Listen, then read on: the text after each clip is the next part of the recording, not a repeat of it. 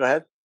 I saw a little beach view and then I lost you and it froze and everything. So Yeah, I've been in San Clemente since I was 16 or 17. oh, okay. You know Adam Watts over at Fight Strong? Oh yeah, yeah. I've known Adam for a long time. Yeah, he was on the podcast 2 weeks ago. Nice. He's a good dude. He's a really good guy. Yeah, he did mention when he's one of those guys that I said how you doing, and then he talked for a half an hour, so it was great.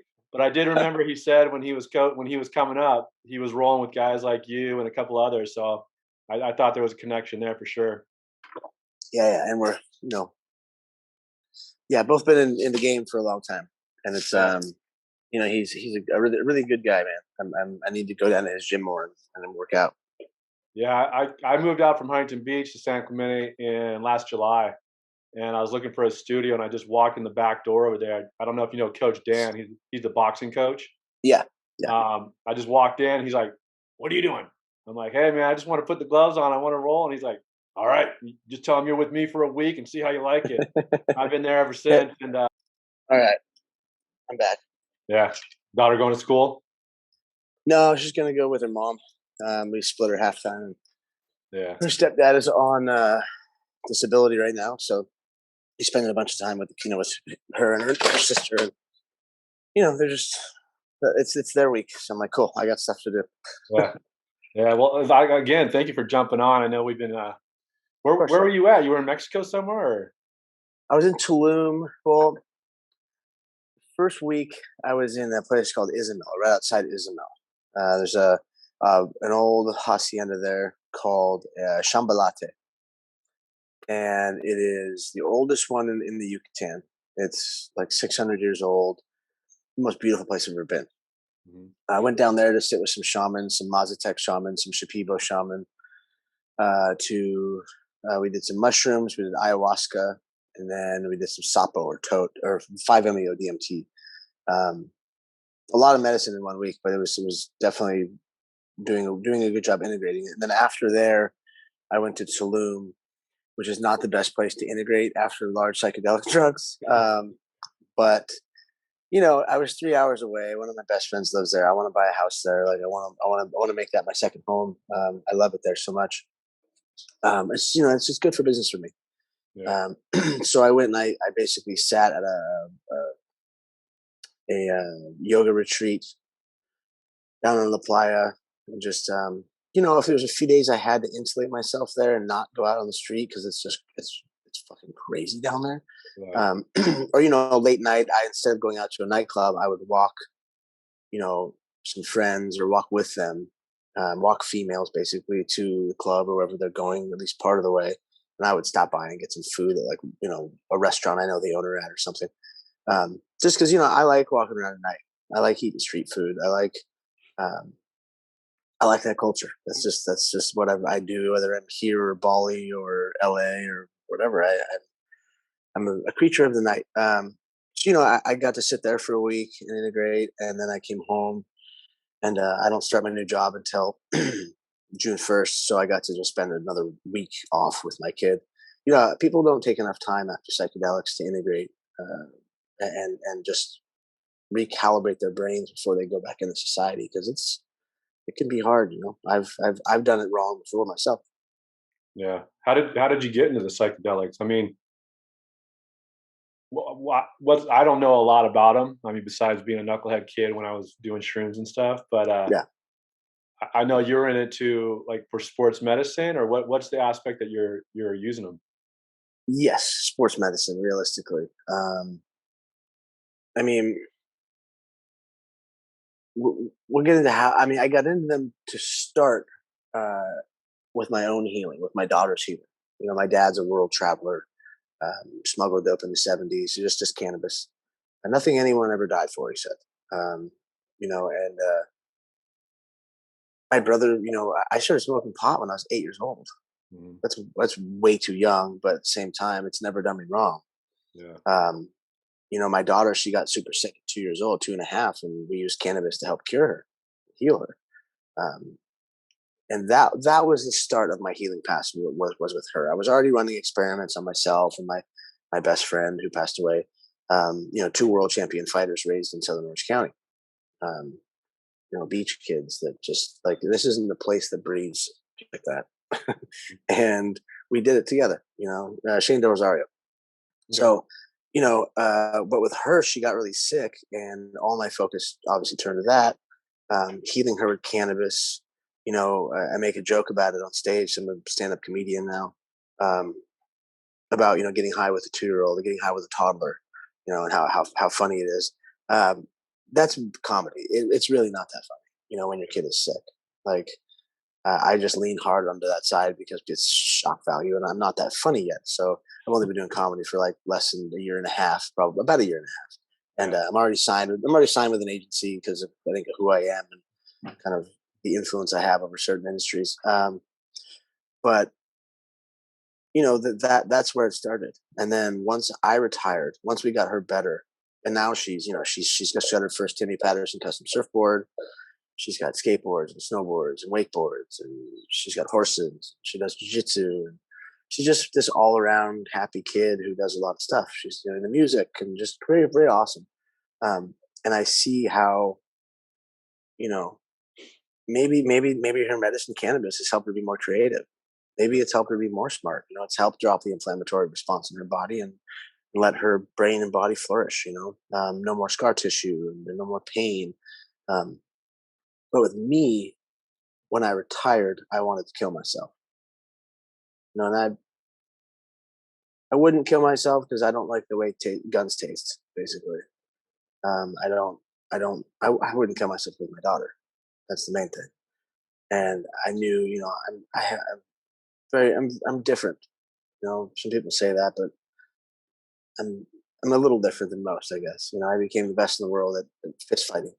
Now I'm a scientific researcher and a stand-up comedian. I get obsessed with things. Like I had learning disabilities growing up. The only reason I wasn't put into um, special class was because I was a star athlete. I was the best wrestler, best martial artist. They knew I had some genius in me somewhere. Mm. Um, but I didn't start to really educate myself till after school, after college. Once I dropped out of college, I was like, oh, that didn't work. So I took it upon myself to learn everything about my body, about people's bodies, about brains, um, about reading people's posture, and because I had to be a savage. I had to climb into a cage in my underwear to beat someone up for blood money. I had to learn how to read this person, their body language, the facial expressions, the words that are coming out of their mouth. And I used it for bad. I used it for evil, I guess. Not evil. I used it for beating people up and making money off it. Yeah. And I I basically turned my energies, my energetic output into something else, and that was my own healing. I knew that psychedelics would heal. My dad always said how amazing they were, about peyote and mushrooms and everything that he, he ingested as a young man. Um, and he didn't know the science of it. He just understood, there was something there, and he's just an awesome person. I'm very lucky to have my dad in my life. And then, of course, being friends with Joe Rogan and liking psychedelics. I was also a drug dealer my whole life. Sold a lot of weed, mushrooms, a lot, big packs and stuff. Which is something I did up until pretty recently with weed, at least. Not mushrooms, that would be illegal. Um, you know, I'll put a disclaimer and, on this later. yeah, I'm not a drug dealer, people. Not anymore. And it was I don't know. It's just an industry I grew up in, so I can make phone calls and probably sell 100 pounds this week. It's not that big of a deal. It's just it's a commodity. Um, but knowing the science, knowing how what plant medicines do for people, my own daughter, my own chemistry. Like I've been ingesting these things since I was a little kid. Obviously, they're going to work. I studied. I dosed. I figured out my own protocol. I've seen it in my psychedelics. That's one tool I took. That's just one. It was peptides as well. I mean, I was injecting myself. I still do. I'm out of them actually. I need to get more peptides. Brain-derived neurotrophic factor with NAD plus, BPC or BPC blend, like 157. Um, you've got testosterone, endogenous testosterone. I was also modulating my testosterone through TRT. My endocrine system was shot after I retired, and I I had to fix that stuff. I understood that I'm never fighting again. I can cheat life because steroids, that's what they're meant for, the medicine. Um, and I went through this whole process of fixing myself physically, you know, tons of microdosing, tons of macrodosing, to a point where it might have been a little inappropriate, but I'm fine. Um, so I just shows people I took a lot of mushrooms, a lot of LSD, a lot of ketamine, a lot of this stuff I knew had healing benefits of it. You know, now it's turning into a good amount of ayahuasca. Um, and obviously, I've taken a big step back from that. I don't go to the well as much. Realistically, it was the first time I went to the well in Mexico since October, since I was on HBO. I was on HBO eating or having a mushroom ceremony with my clients and my shaman.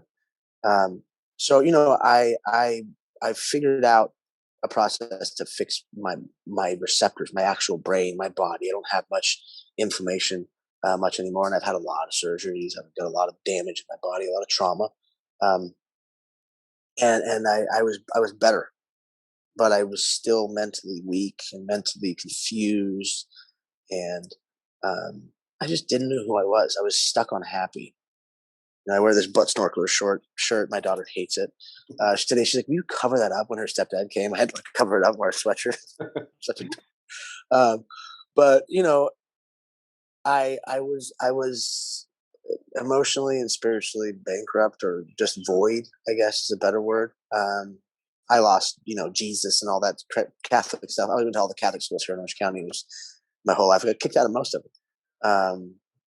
You know, and I didn't, and nothing bad happened to me in Catholic school either. No one touched me. No one. I just beat everyone up and didn't take shit from anybody. Um, I just was disenfranchised with it, you know. And even now, as I follow a spiritual path, I don't really preach about it or talk about it because it's no one else's business. Um, but it's definitely not Catholicism or Christianity that I follow. It's more Eastern philosophy. I'm a martial artist. Kung Fu is the essence of my life. Yoga is a major part of my life. Kundalini. So that's sort of where I go. I don't believe all of it. You know, I find my own truth, sort of thing. Um, but you know, through once eventually, because when you take specifically mushrooms as a microdose, you're creating a process called epigenetic neurogenesis. That's the healing of the brain matter. The receptor sites, both hemispheres of your brain, are speaking much more fluidly. Old receptors and old pathways are being rebuilt and being put in a positive light instead of a negative light, a negative energy, negative, you know, trauma based sort of thing. Um, then, if you look at patterning with work, you know, no matter what you do, or efficiency with work, that stuff goes through the roof. So, as someone who can has the work ethic to do a lot of stuff to accomplish the things I've accomplished. Um, this is perfect for me. This is how I have a little social anxiety, and I'm performing on stage. So that you know, I when I go up on stage, most of the time I'm on LSD or mushrooms, and not a bunch. I mean, that's just sometimes for the shows where that's it's like psychedelic psycho show. I'll take maybe a little too much and kind of ride the line, but that's funny. Yeah, That's like, but that's the purpose of the show. yeah, You know, and it's just it's about being able to now kind of play with these medicines and know what I need to use it for. Performing, I love LSD. For physical work, I love psilocybin. You know, for going to the gym and doing jiu-jitsu or doing strength conditioning or cardio or whatever it is. Um, you know, connecting with nature as well. Connecting with nature on ayahuasca is possibly my favorite for just being in nature, being in the jungle. Um, but you know, there's a lot behind that. You know, it's where you know mushrooms is the fungus, the neural network of the world and of the jungle. You have the plants itself. Grandmother ayahuasca, she's the top plant. You know, so it's yeah, I don't know. I went off on a tangent there, but the healing properties. You know, I got a lot done, and now I get to teach it. I speak for MAPS, the largest organization in psychedelics in the world. Um, you know, I get to I set the UFC up with Johns Hopkins University for a TBI study. I've been bugging them for like 3 years about it, and just you know, I finally get validation for the work I've been doing. You yeah, know, and it feels really good because my whole life's about validation. Again, I had to climb into that cage to get validation yeah, and physically take it from someone else, you know? So it was like, um, having these dorks, these people in maps and these nerds in science, that I'm one of them. I'm like, guys, I'm just like you.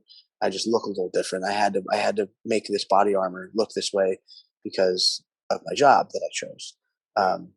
Yeah. So I've done a lot of cool stuff lately, and it's cool to see it all paying off. Did you experiment with the microdosing and all that during your fighting career? I know you said No, you I did a wish. little. I wish. Did you? Yeah, I was microdosing things like fentanyl and heroin and opiates. Um, I wouldn't say microdosing. That's a joke. I was taking way too much. Yeah. When fentanyl stops working, like it's a bad thing.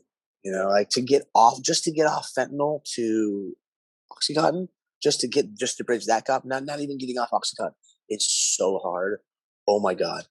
Um, it was really gnarly, and that's why I took so much peptide, especially specifically BDNF and NAD plus. That was big. But if I would have been able to have psychedelics like I do now, um, the one time I became sober, I became the best in the world. Yeah. And I use that as an example. Number one, I'm not the only guy like that. I'm not the only guy who has that much potential. Um, but yeah, if I would have had psychedelics like I do now back then, I would have been champion for a long time, and I would have been a really good person. Does USADA test like what is that flag on USADA? I know a lot of It doesn't. That's doesn't part. it? No. I see. That's the thing. I still work with the UFC. Obviously, Yeah. I'm their bridge to Johns Hopkins. They ask me all kinds of healing stuff and how I can work with these people, how I can help their athletes. So I mean, that right there feels so good. This is my life's work. I don't want to ever climb into a cage and hurt anybody ever again, and I don't want them to do it to me. Yeah. Like that, fuck that noise. Um, I was just hitting pads in Vegas last weekend, and I think my hands broke. Like my hands so jacked up in the first place. See that? Like that's my finger stuck back there. And I think I wasn't even hitting hard. I was just messing around, and I think I fractured my hand or something. My body's done. Yeah. Um, you know, it's it's a mess. So does the micro and the psychedelic stuff, does that help the healing of your joints and your muscles and stuff? Or is that just for the Yes, mind? It it does has both. yeah. We're still trying to figure out the science. I should say they are still trying to figure it out. I've taken a step back from trying to prove myself as a scientist or a scientific researcher. Yeah. Um, because I don't want to run FDA trial. I own part of a pharmaceutical company. I was about to run FDA trials and find like, whoa, wait a second, how are you in here? Like, you're not a doctor or scientist. How the fuck did you get in this door? Like, you can't do this. No way, get out of here. And I Yeah. was a little disenfranchised at first, a little butthurt, but I'm like, I know more than all of you, like, but realistically, I know testing, and I've read all their work, all of it. So it's like I have a vast understanding. My job is to be the educator. I don't. I'm Because I'm not the doctor or scientist. I can say things that they can't. And getting to the healing part of it, I mean, these things, it heals your actual physical body and brain. Has a huge anti-inflammatory response, and then it heals your pain receptors and your opioid receptors. And those are the things that are messed up because of damage. Because of chemical damage, because of physical damage, things like that. So you're actually healing a lot of stuff. And if you can mix your microdoses in with things like high dose CBD and turmeric, and black pepper, things like that. There's a bunch of stuff. Willow bark, the list goes on. Yeah.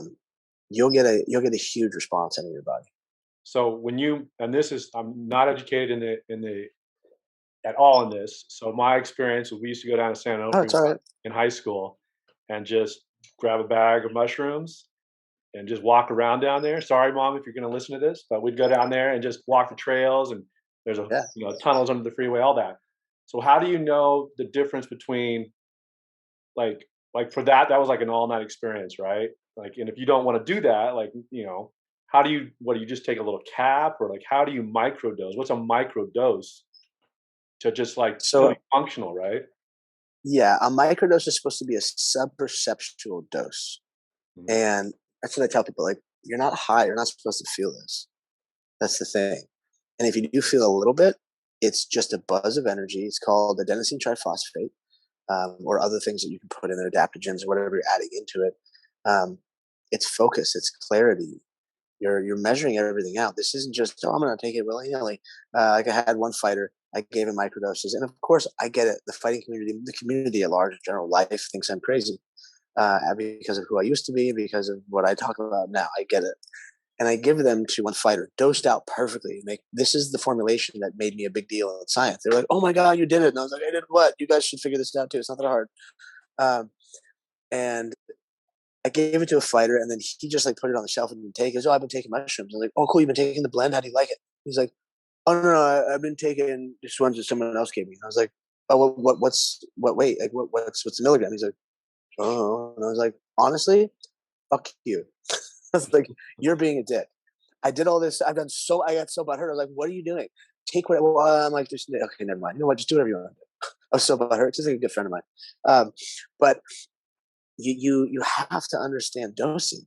Now, a subperceptual dose is supposed to be from 0.025, more realistically, like 0.05 to 50 milligrams, all the way up to about 500 milligrams. 500, you start to feel it at about 200 to 250 milligrams. So a 500 microdose is what I do, 400 to 500, because my body's adapted to it, and that's what I like to do. I like to be elevated. It's like smoking a joint before training. But I'm not like high. Whereas half a gram would get some people where they couldn't function, or they couldn't do what I'm doing at least. Um, but I would say a perfect microdose for most people is about 100 milligrams, or zero point 0.1 of a gram, maybe to 0.2. Like I said, at a 0.2, you'll probably start feeling it.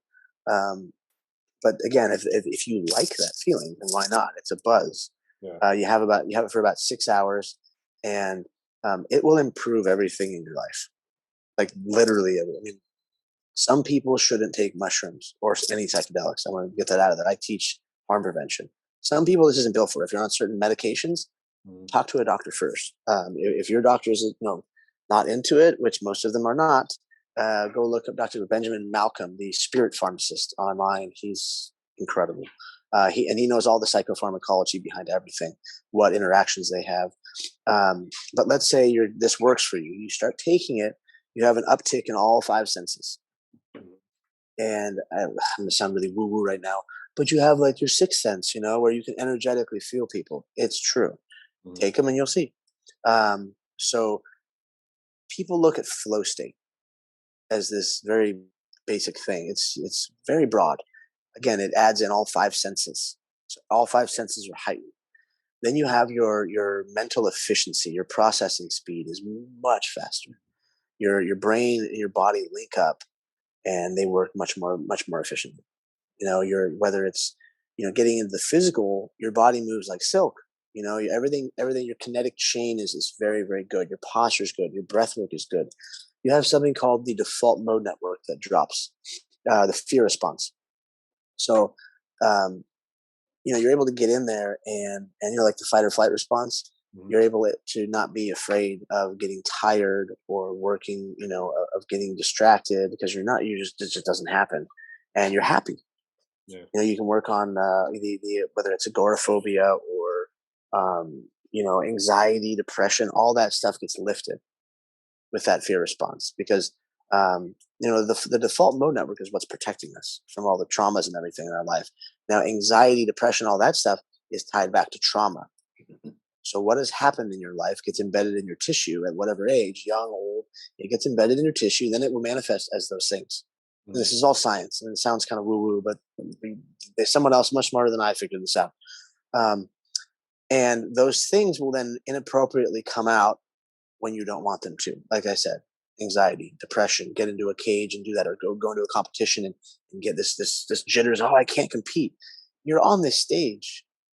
You're here for a reason. You know how to do this. You're just not knowing how to deal with trauma in your life. Yeah. And obviously big doses help deal with trauma much better. The therapeutic doses, 3.5 to 5 grams, 10 grams, or like I did 20, which was called the God dose. Very, very enlightening.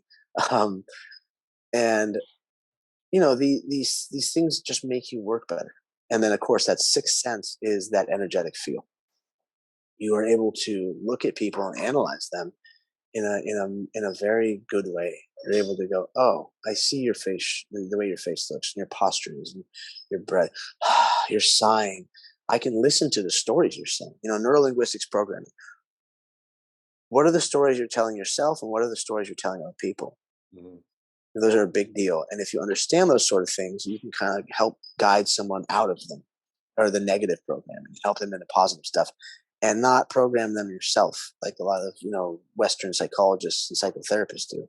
They're just getting in your brain trying to program you because they know it's safe, especially when you're medicated. Sorry, I have a big issue with, I don't know, since I have a big issue. I have an issue with Western psychology or modern psychology because it's very flawed. They're good tools, but and plus, it's most of these people that are insane that are doing it for you. You have to have this conversation, this relationship with someone who went to school because they're really fucked up and they studied all this stuff, and then now you have to have a relationship with them and count on them for your own like brain. Like, I don't know. When now I have a lot of these same people coming to people like me, going, "Hey, I realize what I'm doing isn't working. I'm kind of a fraud, or at least the whole business is. How do we change this? Because their tools work, but if you go into your psychotherapist's office, your psychologist's office while you're microdosed, or maybe on half a gram, Yeah. you'll have some real breakthroughs. So Now, did I you like to. Oh, go ahead. go ahead, go ahead. Go ahead. Oh, See, I like to call them performance breakthroughs, but performance doses, because with my people, with myself, most of the breakthroughs I have are not in a psychology office. They're on the mat. They're in the gym. I take a larger dose as a performance dose, yeah, and whether it's like if I was going to go fight again, I would take probably 2 grams, 2.5 grams, which is a lot for most people. yeah. But I want to be super elevated or high when I perform, because then I'm in a rarefied air performance that people don't quite understand, and they'll get there. But you can also have those same breakthroughs just laying on a couch with your doctor, having a serious talk. Yeah. So it heightens your mental awareness, but it doesn't physically make you stronger or anything. Like you said, you would take 2 grams before a fight. It's just mentally But making you aware of what the opponent's doing and everything. yes, and your body will move better. Your body, that your bones will stack better. You have better posture. Your breath will work better. You, like I said, you won't be afraid to get tired. So you're just breathing this very easy cycle. And you just, because if you're performing, the breath you need to be at. Yeah. It's not like you're like, oh, where do I be? Where do I get at? So it's, or at least your body knows. Even if your brain is not understanding, your body will make it happen. So when you say you're still tied to the UFC, what are their thoughts on that? Do they, I mean, I don't even know what they Okay, would. so the way I made this happen was through Jeff Nowitzki. Jeff Nowitzki is the guy that busted Lance Armstrong. He's the golden snitch. He John, he's one of my good friends. you with the John And Jones picogram, right? yes, exactly, that guy, Yeah. the picogram guy. And I was working with them before this for CBD stuff, um, and I'm like, yo, 'cause, you know, he was texting me. And my girlfriend at the time was telling my organization that was my time. She jumps on that USADA doesn't test for psilocybin. They don't test for LSD. Um, they don't really know how. It's not that Mhm. hard, but they can't test for it. Yeah. And then they say, well, we don't test. And I'm like, because you don't have a test. Like, you can add it in, but it's not part of this. It doesn't work this way, the way you're testing. Um, and they know how healing it is. They know how good it is for people. Yeah. So, they know that because of me, because I started bombarding Jeff with emails about it. Because as I'm sitting there talking, I I knew that Unlimited Sciences wanted to give my ex, who was a scientist, a UCLA professor, they wanted to give her studies. And when they talked to me, they're like, "Oh, cool, you're an advocate. Good job, little buddy. Pat on the head. Like, that's cute." And she got on the phone. They're like, "Hey, what do you want to do?" She's like, I don't know. I haven't done it yet because it's illegal." They go, "No, what do you want to do? We'll give you anything." Her resume is, she's my business partner still. I love her to death. Um,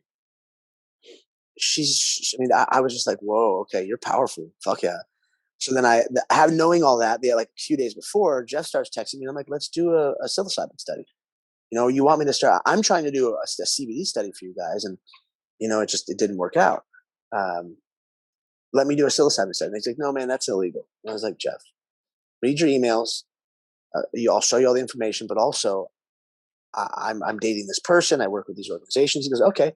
well, get me FDA approval and get me a major university. I was like, haha, I already got it. Because I knew that you'd ask for that because I just got my FDA approval with CBD, with my CBD company. Because I had called Unlimited Sciences before that, and Del Jolly over there was like, "Oh yeah, bro, we got you." FDA and Johns Hopkins, and you know, having Jeff go, "Wow, I'm really proud of you, man. Good job. All right, we'll come out to Vegas this weekend." So my girlfriend at the time, we went out there and got to take her to her first fight. Just got to be out there. I love the UFC. Got to talk to a bunch of fighters about it. Because people have been microdosing for a bit. There was only a few, but now it's becoming more and more. And I just parked, her in front of Jeff, pressed the on button. She's also not she's a professor, but was on TV selling her own products and stuff. Like very beautiful, and good at what she does. And watching her knock it out of the park with Jeff was one of the coolest things ever. Because Jeff is, jaws on the floor, just like, whoa, this. Because if I say it to them, they're like, you're crazy. You're a fighter. Like, we know you're smarter than you look, but this is not how it works. Yeah. So it worked. Jeff goes, all right, let's get the ball rolling. Let's start the phone calls. And we started them. Finally, it got up to the top of the UFC, and the UFC said, hey, the bigwigs said, no, this is crazy. We love you, Ian, but no. I said, all right, whatever, that's fine. Like, I'm going to keep sending you information because number one, they wanted it. Number two, it's my life's work. I don't need them, I just wanted them really bad. And fast forward a year and a half, that process took like 6 months with them. And then another year and a half after they said no, my episode of HBO Real Sports came out and I sent it to Dana White. I've known Dana since I was a teenager. And, he's always been a really good person to me. Like, always been good to me. And he was like one of the first 3 people probably to text me back about it. Like, yo, man, this is really cool. Good job. I'm proud of you. It's like, rad. After he saw the yeah. And a few days later, he had Jeff contact me. He didn't say anything, but he had Jeff contact me, and Jeff goes, all right, we want back in. So, I'm giddy like a little kid, and I make the connection again. And then I'm trying to think how far, maybe a month later, maybe less, probably about a month later, we had Spencer Fisher, famous fighter from back in the day, who never was champion or anything, but everyone loved him. Yeah. A guy in a lot of wars. He called Dana White out on having brain damage, and Dana was like, well, this is what we're doing. We're working with Johns Hopkins on a TBI study. Ian McCall is the one that set it up. He's been bugging us for years. And when him and Jeff mentioned my name in that, my validation in the space, in the business space specifically, skyrocketed. My stock went through the roof. Like I said, now I own part of a pharmaceutical company with Mike Tyson and Daniel Corcio. I'm the chief impact officer for Shroom Bloom Mushrooms out of Canada, publicly traded company. I mean, 2 companies that I'm with are going public this month. One's already public on the Canadian market, and Shroom Bloom will be public by the 31st. That's a good feeling. Apparently I'm going to be rich. Like whatever. It's not why I did this, but it's funny to laugh because I'm winning a game. It's just another game that I can play, and it's like that's the thing. I stopped chasing gold, and I won't do anything unless I'm helping people. And the fact that I can make the largest impact possible by using fighters as my case study is incredible, because this is the gross emotional gross part of the story. So you take 2 brains. I get to look at brain scans and all this stuff. They both look exactly the same, but they both have a lot of brain damage. This one on the right is an adult that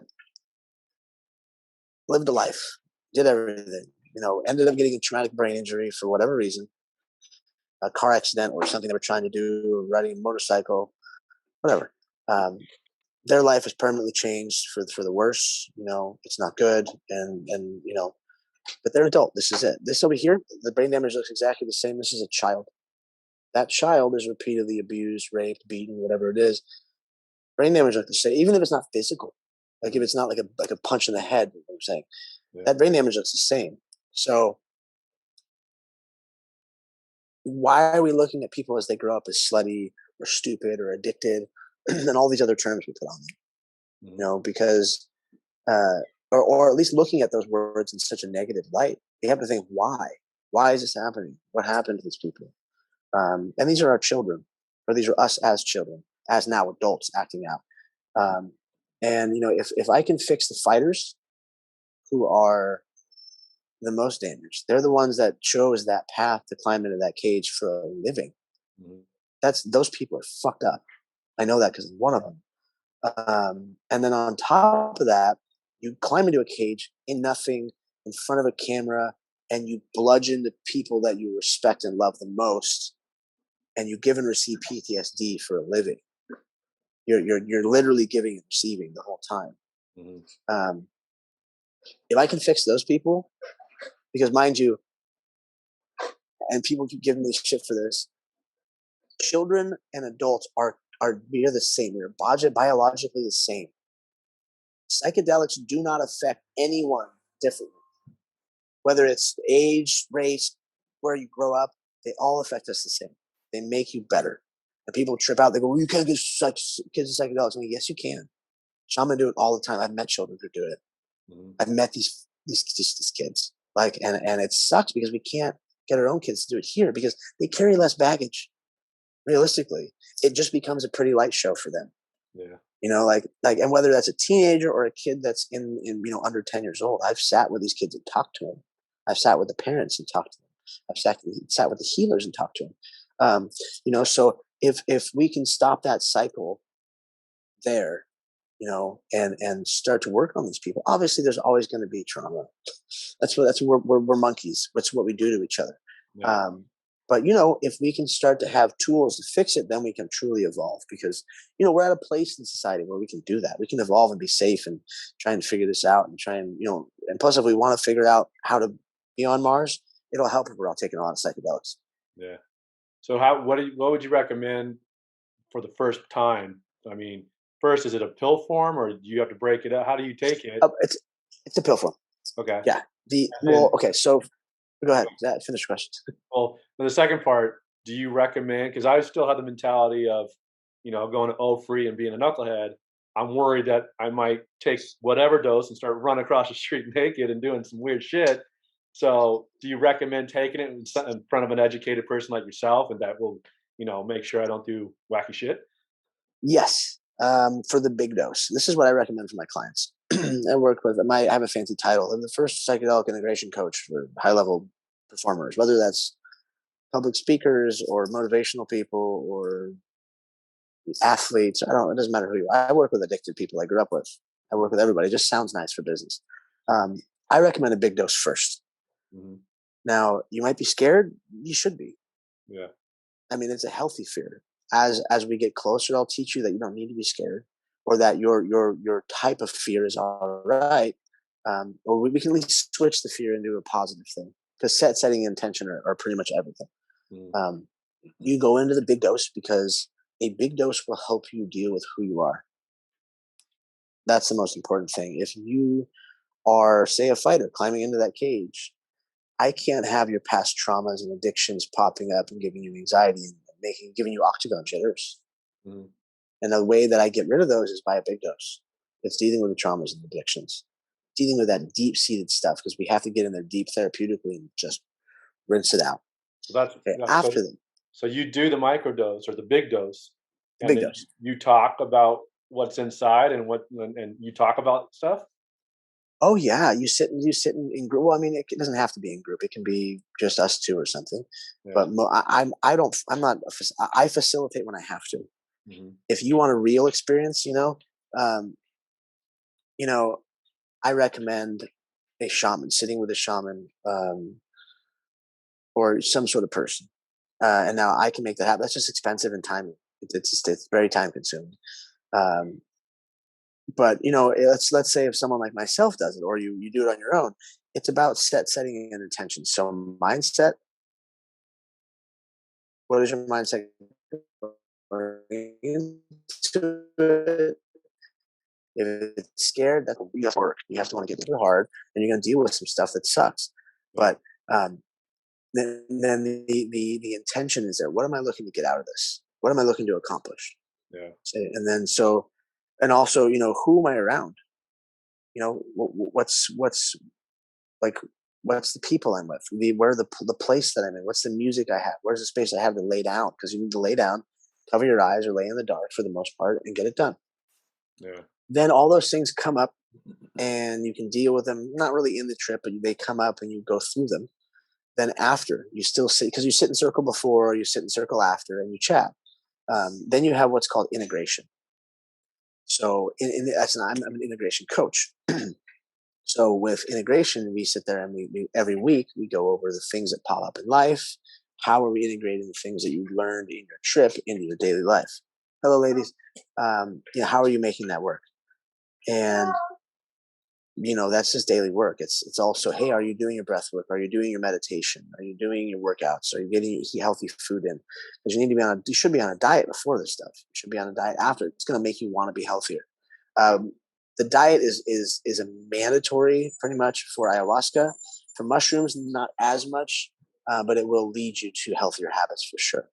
Real Um, quick, what's the difference between ayahuasca and mushrooms? Because I've seen some stuff where ayahuasca people are getting with the shaman and drinking it. Um, what's the difference between the two? Molecularly, not much. Yeah. They both look very similarly as molecules. But a little oxygen, hydrogen, whatever it is. I'm not a biochemist. Uh, placed on another little portion of it. The trip itself, you get a much more visual trip, geometric patterns, kaleidoscope stuff with ayahuasca. But that's because people aren't taking enough mushrooms. Realistically, they're not taking a bigger blend of it. It's got a larger profile of tryptamines. It seems in the ayahuasca where it'll give you that. I'm pretty sure. And like I said, I just took 20 grams of mushrooms. I can give you the same sort of really gnarly trip out of mushrooms that you can with ayahuasca. Like I said, it just takes more. Yeah. Just as transformative. It just depends what you're into. With ayahuasca, it's very purgative. You're gonna throw up, and you might purge it at both ends. Like I just watched one of my buddies down in Mexico, just for the whole time. I was like, dude, that sucks.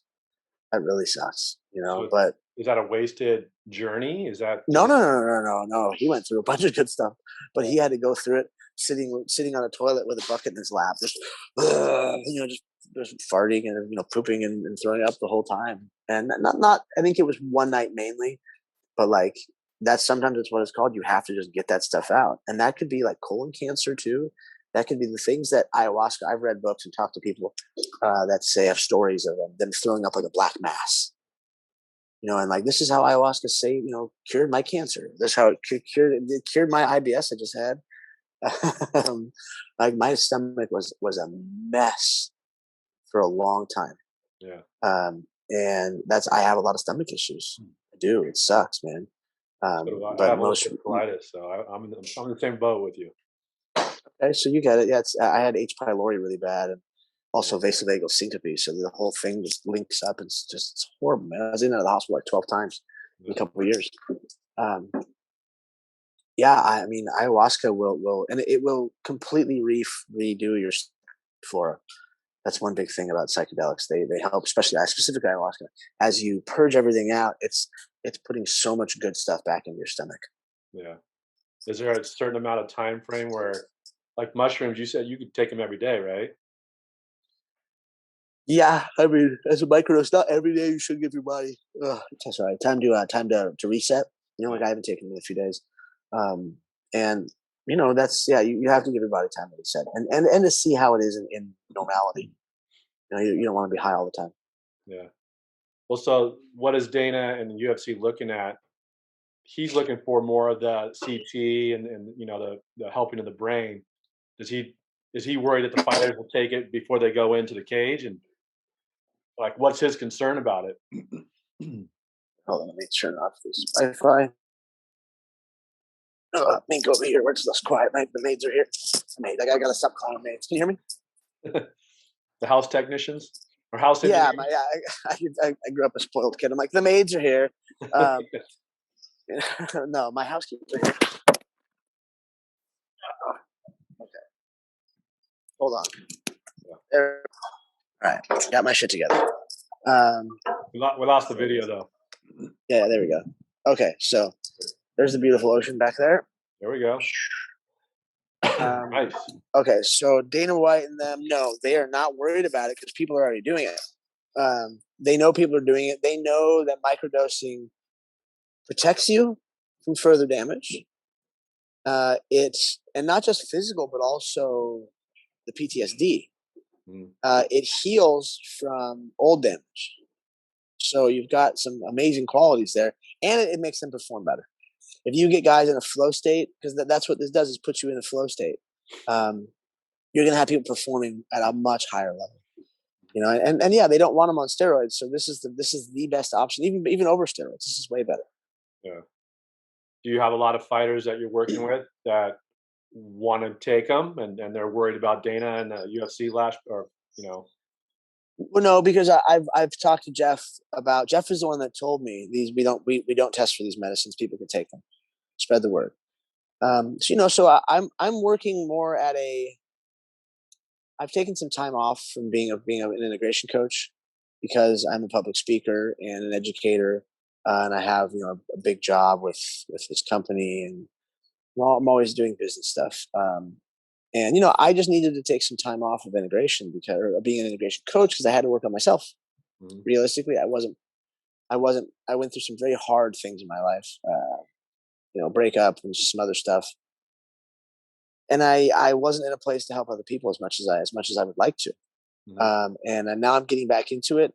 I do feel right now, I'm working with people. I guess I'm back to it. I'm more in a spot where I'm this public speaker, because I just I've been spending a lot of time with my kid, I guess. And I've been trying to hide from most people. I mean, after all that medicine, I needed to work on myself, and get better before I really focus on others. Yeah. Okay. Well, let's segue into comedy. How you went over it real quick and earlier, but you're into Oh, yeah. comedy now. You're doing comedy. How'd that all start? Uh, it starts with, you know, modern psychology and stuff, Western psychology, not working for me. I got asked to, I got asked to leave. I got told by a very, very prominent ketamine clinic that they couldn't work with me anymore. Um, just, I got told by a very well known self love coach. Like, I'm sorry, I'm ill equipped to work with you. You're too fucked up. I was like, all right, we're good. I didn't Wow. want to do this anyways. So for me, it was just therapeutic. My buddy Zach Miller says, "Yo, man, we were doing green screen work at our CBD company. We have a whole production studio there. And we're screwing around." He goes, "Why don't you do comedy with me this weekend?" And I was like, "All right." He's like, "Really?" Like, yeah, I've always wanted to be a comedian. Like, the first two things I wanted to be as a kid was Robin Williams on stage as doing comedy, and I wanted to be a scientist. And then fighting took over, and I wanted to be a fighter over everything else. So I accomplished the fighting thing and became a world champion. I got as close to being a scientist as possible. And I was like, yeah, you know what? This is a good hobby. Comedy sounds cool. I get obsessed with stuff, and I have to get good at it. I don't like losing. And I'm really realistically only losing to myself. I'm not trying to be better than everybody else. Well, I mean, I am trying to be better than everybody else, but it's not that sort of competition. Yeah. And my work ethic is pretty crazy. I just started doing it. The first time I did comedy, I thought I did good, which I'm sure I didn't, but it was good enough for someone his first time. The second time I went, that was on a Friday. The second time was on a Monday, and I went to an open mic. And open mics are hard. They're very hard. I bomb at open mics all the time. I still bomb everywhere all the time. I did so poorly and at that point, I had healed, um, mainly physically, not so much emotionally. The last 2 years have been very, very, very much emotional healing for me.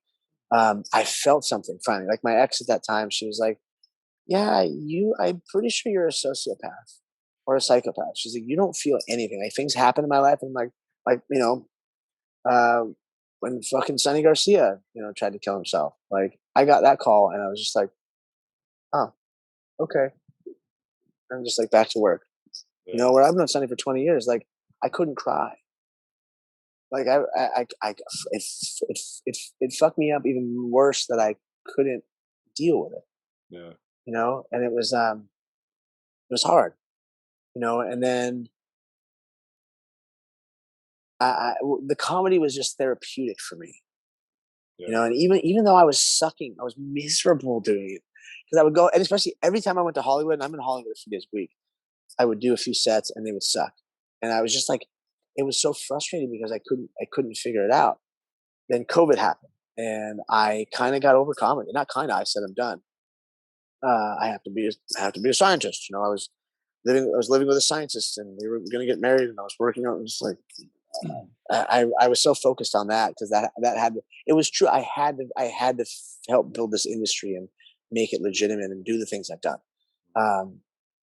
So it was a short time, like 8 months of comedy, and then I stopped, and then COVID, and I wasn't writing jokes, and then all of a sudden one day I just went, I want to try this again. Now I have a whole different outlook. I'm a different person.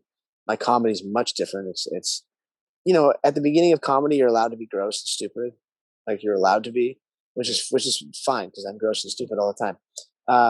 And so it's working, but I'm trying to put a very intellectual psychedelic spin on it, where I teach about psychedelics. I have a puppet show and I also have a puppet show, so that's a good reason why I should be doing comedy because I got to get better at it. It's called the Puffets. It came out on 420. Stuff's on my social media. It's just trickling in like once a week. But man, we take puppets and we teach people about psychedelics. I'm basically like the new Count, where I'm like 1, 2. I'm just talking about psychedelics. We've paired up with a company called Argos. They're a microdosing company here out of California, where they sponsor everything and pay for the content basically. And we do education for them. I get my information from a place called the Third Wave, thethirdwave.co. It's the most in-depth informational source you can get on psychedelics. A good friend of mine, Paul Austin, he's the creator of it. And like that just shows you, I go and I get my information from the top sources because I know people. I know how some people look at me as a crazy person. So whether it's the can you hear that vacuum? No, I hear little birds back there, but I don't hear the Okay, vacuum. okay, cool. It's yeah, my yeah.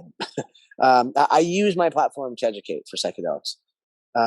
That's all that I want to do. So whether that's comedy, like the other night, I did my first paid gig in Burbank at the Comedy Chateau, and I did all right. It was good work for me. Right? I got to go up there and I got to kind of analyze the crowd and kind of pull jokes out of them. Yeah. Because when I asked in the beginning, I was like, "Anyone here into drugs?" Because I was explaining what I was doing for a living, and one guy in the back was like, "Whoa, all right, I do." And I was like, "Oh shit, well, I'm gonna run with this one anyways and just educate people." Um, but to be able to be in the space to see my peers, the level I'm at, where like I've only been doing this for not that long, and I'm already with the people that have been doing it for like 5 years. I get to sit in that range from 2 to 5, and I'm comfortable there. Sure, I'm not the best. That's fine. I'm not trying to be, right now. I'm just trying to work. Yeah. Um, Have you so it's asked cool. any Have you asked Go any ahead. advice from Joe Rogan, especially with the microdosing and comedy? I mean, seems like it'd be a good mentor. Uh, Joe and I were close for a while, and we haven't talked in years. Um, and realistically, I know more about microdosing than Joe does, a Yeah. lot more. Um, but yeah, I can teach him some shit. No, we I don't know. I've heard him talk about my study a bunch on his show, but he's never brought up me, which is kind of annoying. I'm like, yo, I did that. I know I did that. We used to be friends, you dick. Um, but again, we just not talking anymore. Yeah, I would love to do a show. I'd love to, but I don't we don't talk. So it's one of those things where I just kind of go, I don't need to do it. I'll get there eventually, or Yeah. when that stuff happens, it happens. Right now, I'm busy. I'm working. I'm little bit of a hot commodity right now, so it's cool. So who are your favorite comedians? I mean, you mentioned Robin Williams earlier, but who are some of your favorite comedians now? Robin Williams, George Carlin, and Eddie Murphy for sure from back then. Yeah. You know, like I just back from the back in the day, the new guys. Chappelle is just so good. I mean, you can't like Chappelle, Joe. Those guys are great. I mean, there's so many good people out. Yeah. You know, I get to. I have a new podcast that's out called The Silly Guys. PSYLY. Um, and What was it again? silly guys, like psilocybin, but guys, there's silly like PSYLY. Um, I'm doing it with Frank Castillo, who's out of the Comedy Store. He's passed at the Comedy Store. His name's on the wall. He won roast battle. He's become a mentor to me. Like even though he's younger than me, he's been mentoring me through comedy, and it helped me out a lot. It's cool because now I'm signed with an agency called LMG. Um, I'm once a week, twice a week, I'm in front of a camera at that studio in Costa Mesa, recording with other established comics that are traveling, making money. And I know I'm not. I mean, I made money the other night. I made $20. $20 is $20, man. Yeah, it is. I'm not in this. I'm retired. I don't ever have to work again. I'm not in this for the money. Um, that's just an added bonus, and it's cool to think like, cool, I get paid for the gas at least. Yeah. I have to close this window. But it's it's a new life that gives me a bigger platform, a new platform to build on, and it's a lot of fun. I love the work. I love the people. Comedians are, they're weird and they're messy and they're interesting folks. I don't. I've only really hung out with fighters my whole life. Yeah. Besides them, a lot of dangerous people. Gangsters and those sorts. Yeah. I don't know why. I do know why. I was selling drugs and I was being that kind of person. But like that's what I gravitated towards. And now that I'm healed and I'm better and I'm a different person, I was around the yoga community, the healing community for a while, and it didn't work out because they're not like me. I can eat them, and they feel it. They're very energetically, hey man, whoa, you're intense, sort of shit. I'm like, yeah. Like I let you, verbally diarrhea all over me, and I had to hold you and help you and do this stuff. And then once I started talking about my trauma, you're like, oh, this is too much. I'm like, yeah, exactly. So, Yeah. I've never had more people stab me in the back and lie to me and cheat me, and it wasn't my scene. I still love those people. I just don't hang out with them. Yeah.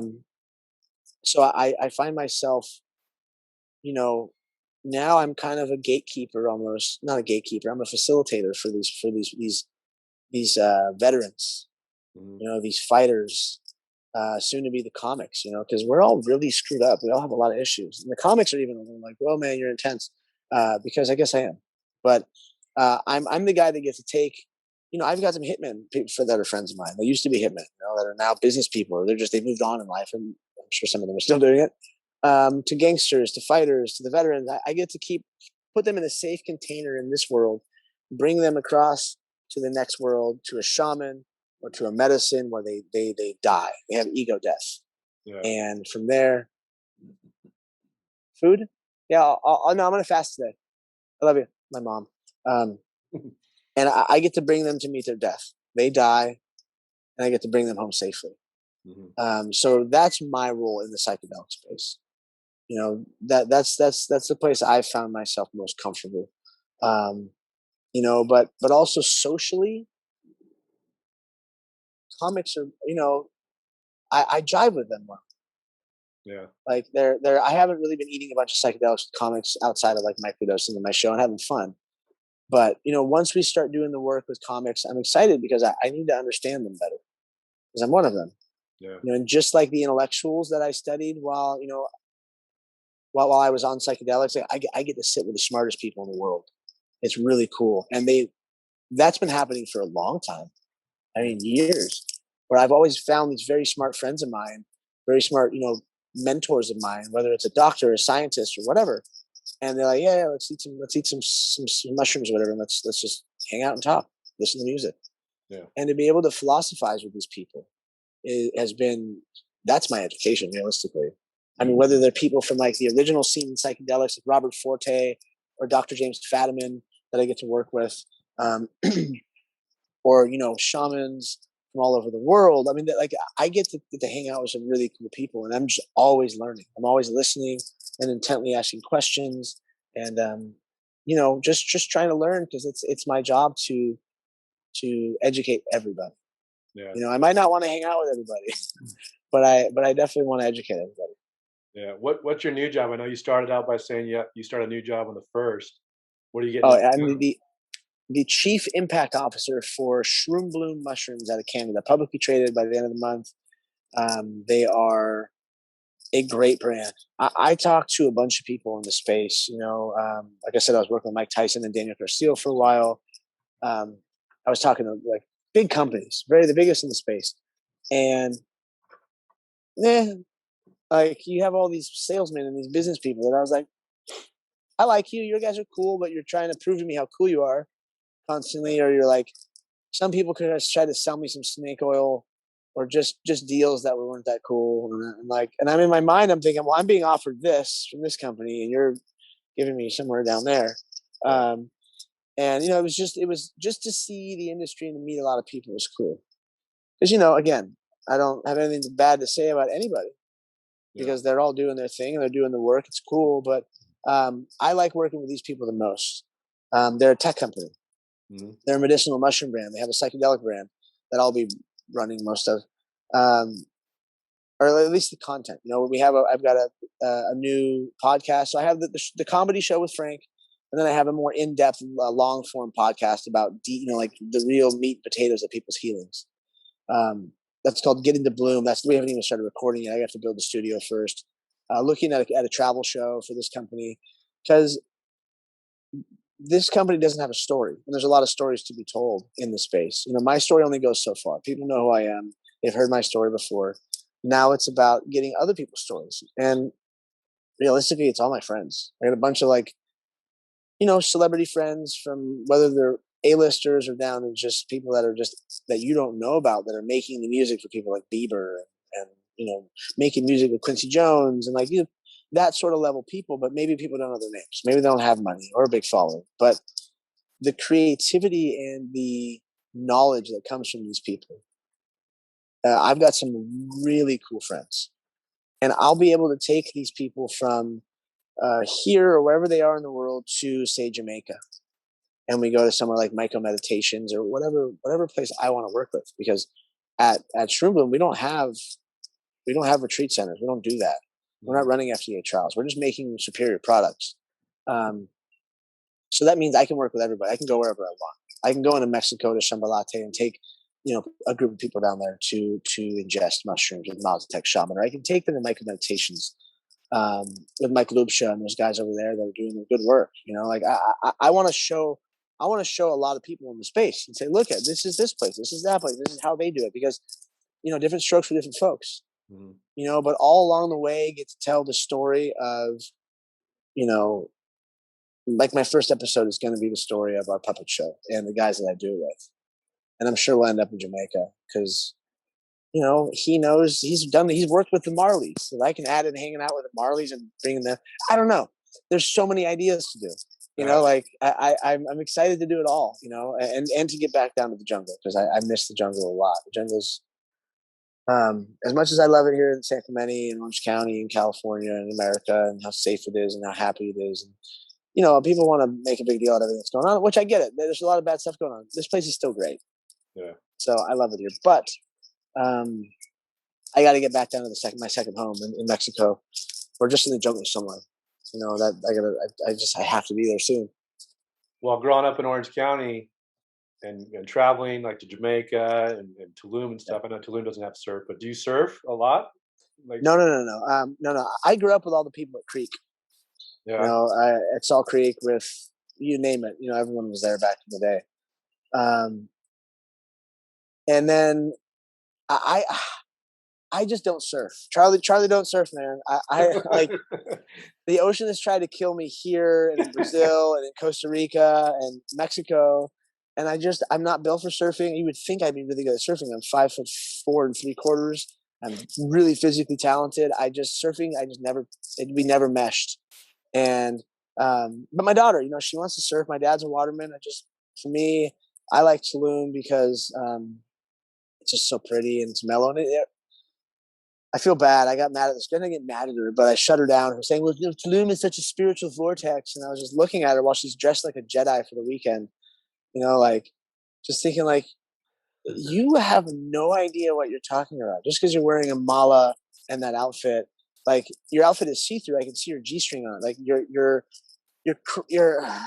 it's not even cultural appropriation.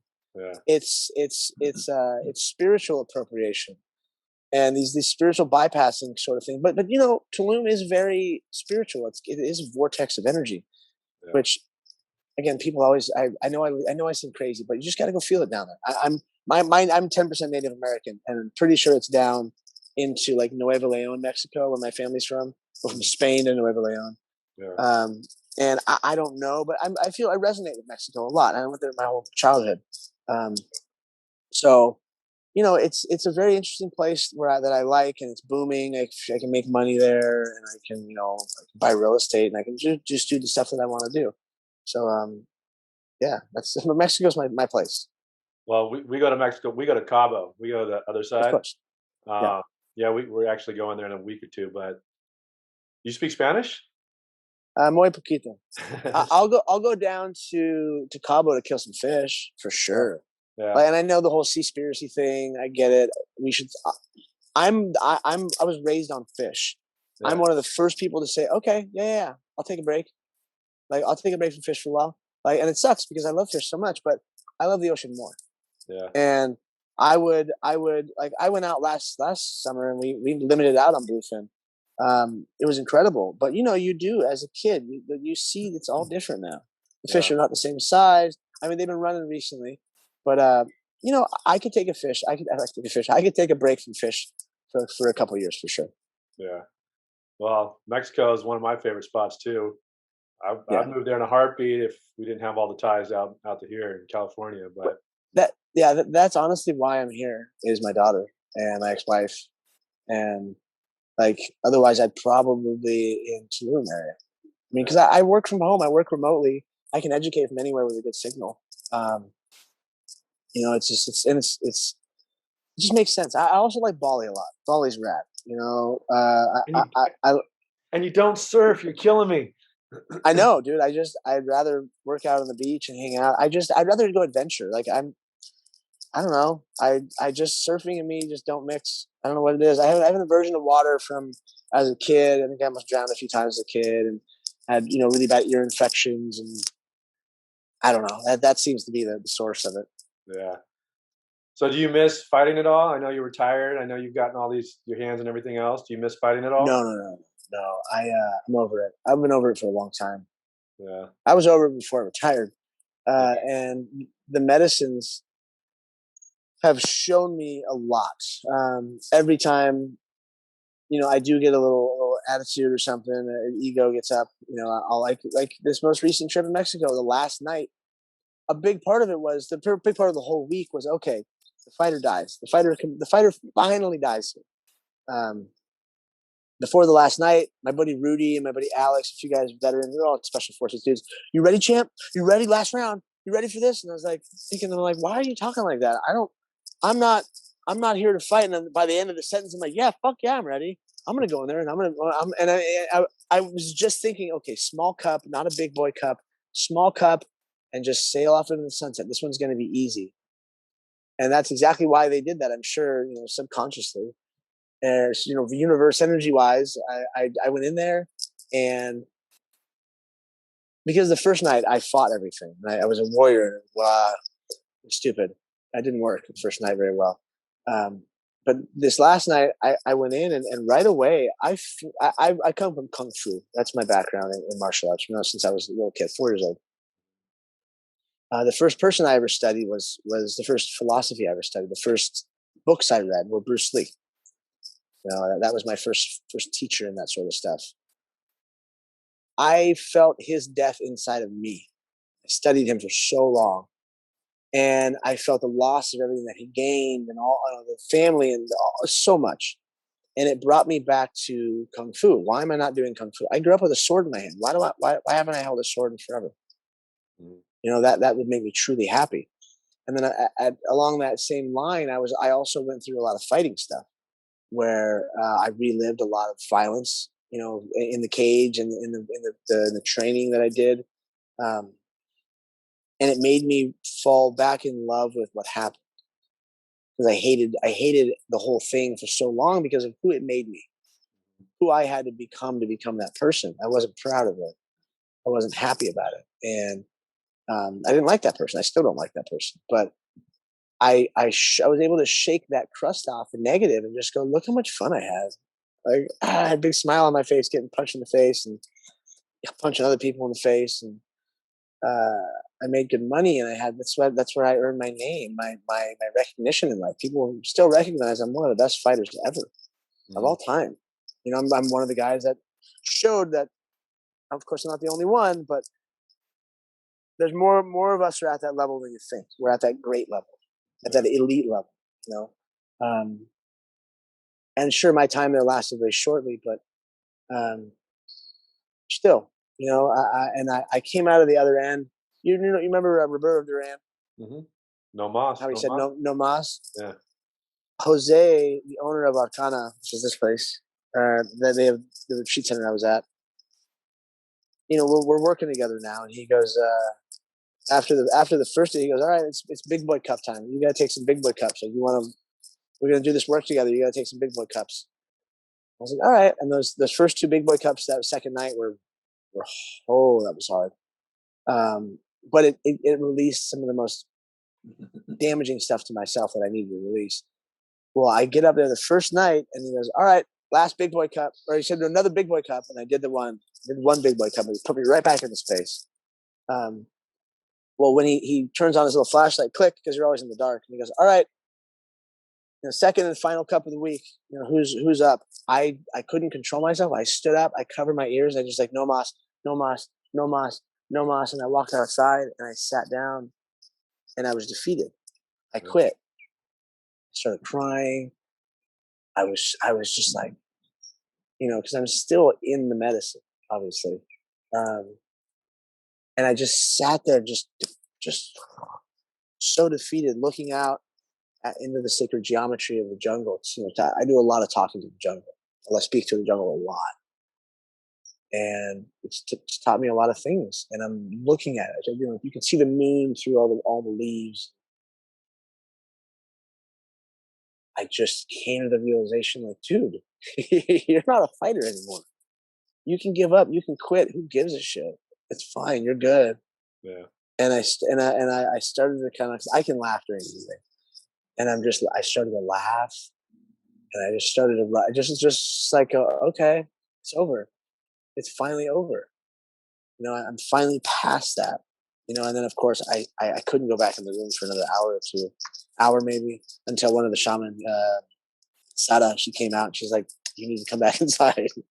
And you know, it was gnarly, and it was very, very, very relieving.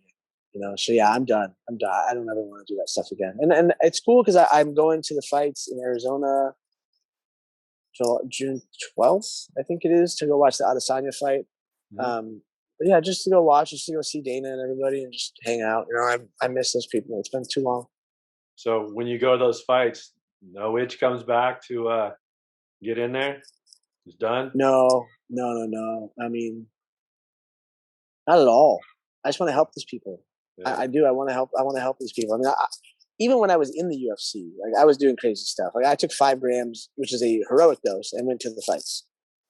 Inappropriately amount of mushroom, but they always knew. You know, if Ian has his sunglasses on and he's inside, he's not a dick. You just don't want to. You should let him keep his glasses on and don't talk to him, or Yeah. don't make him do too much. Like because I've done interviews with the UFC. I think that night. I've talked to media. I talked to Dana. I talked to people, but like, you know, just let me be me for a Yeah. while. Obviously, I wouldn't do that again. That's too much to take to the fights, but it was crazy. Did they all know at the time that you were doing it, or did something came out later? They did. I don't think they knew what it was, but they're not stupid. You know, I used to show up with Chuck, just like, "Hey, what are we gonna do? What do you guys want to put? Where are we going after this?" You know, just like, you know, high on all kinds of stuff. So at least it looked much more calm. It wasn't as obvious. Yeah. Wow. Well, I appreciate your time and your honesty and your openness about this. You got my interest. I mean, how do I'll reach out to you later, but how do people find you if they want to know more about it and maybe experience some of the microdosing? So go to themccallmethod.com. Okay. Like I was saying, I'm not a drug dealer. I don't give anyone medicine unless it's, you know, through ceremony. And through ceremony, you end up becoming a member of a church. So then you have a very recognized church in this country for plant medicine. So then I'm allowed to give medicine to another church member legally, federally legally. You know, but there's work to be done. You have to check those boxes if you want to do this the right way.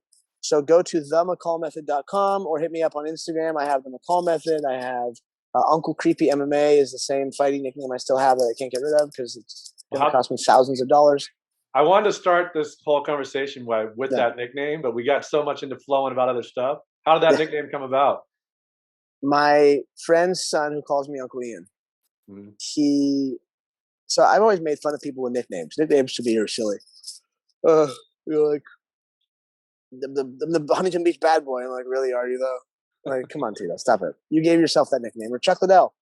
You know, you're gonna freeze me. You're the Iceman. Like, that's stupid.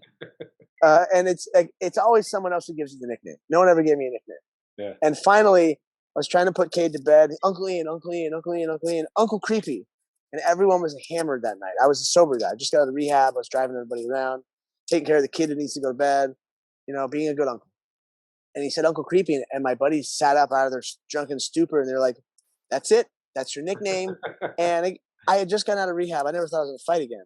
I took a fight a month or so later, maybe less than that, because I needed money. And I put Uncle Creepy down as a joke and everyone loved it. And then the next fight after that, I was the best in the world. And it just stuck. The UFC, everyone loved it. They ran with it. It was the thing. And I was like, this name is so stupid. Why? What? Why am I stuck with this? But now I'm stuck with it, and I need to change it on Instagram or on through Facebook. But trying to charge me like $5,000. I'm like, fuck you. I think you're stuck with it. Does anybody recognize you and say, "Hey, Uncle Creepy, Uncle Creepy"? All the time. And now, when people recognize me, it's two ways. Either an adult goes, "Is that you?" I'm like, "What?" Like, and I just go, "Yeah." They're like, "Dude, you look so much different." I'm like, "You know, I got a beard and I'm just getting older and I'm wearing a hat." And yeah, I'm like, "Oh, it's there." I'm like, "Yeah, I look this way. I look different for a reason. I don't want to look like that person." Yeah. I'm also a lot bigger. My face is fuller, but like with kids, they go, it's usually their dad goes, "You know who this is?" And they go, "Uncle Creepy." And they go, "Oh, Uncle Creepy. Yeah. I've used you on the video game." That video game's pretty cool. And I'm like, damn it. I don't think you're getting rid of that name. No, the scientific community looked at me like I was insane for having it. But you know, it'll get switched to Ian McCall eventually once my agency does it, because I'm not going to pay $5,000 to do it. Yeah, that's kind of crazy. And I've heard people offer me like 10 to 15 grand to change it. And I was like, no, get out of my house. Beat it. Yeah. Well, again, thank you very much for the time and the honesty. I learned a lot about this. This is great. I'm definitely gonna explore more, and I'll probably reach out to you soon about it. Thank you, man. Thank you. Just hit me up. Okay. I'll be around. Well, thank you, Ian. I really appreciate it. I'll say Ian. I won't call you your nickname, but thank you. I appreciate it very much. Thank you. Thank you very much. Shoots. All right. See you, brother.